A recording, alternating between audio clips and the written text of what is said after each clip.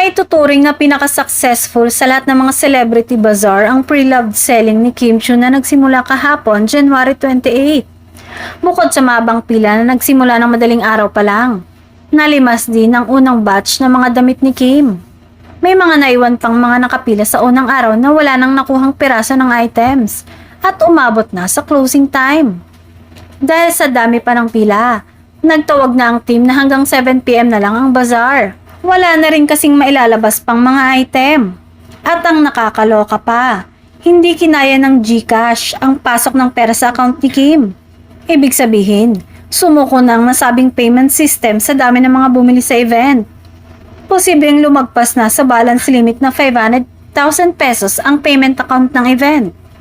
Marami ang mismo na pumila at na-experience na hindi na pinapayaga magbayad sa GCash, kaya kung hindi debit o credit card, cash payment na lang ang tatanggapin ng team ni Kim. Sabi nga ng ilan na pumila na hindi lang kalahating milyon ang kinita sa unang araw.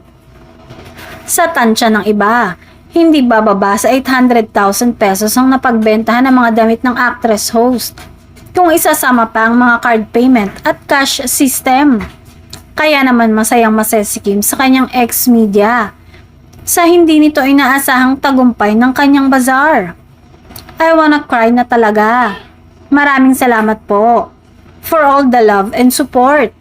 Tuloy-tuloy pa rin ang bazaar ngayong araw na hindi malaman kung aabot pa hanggang linggo.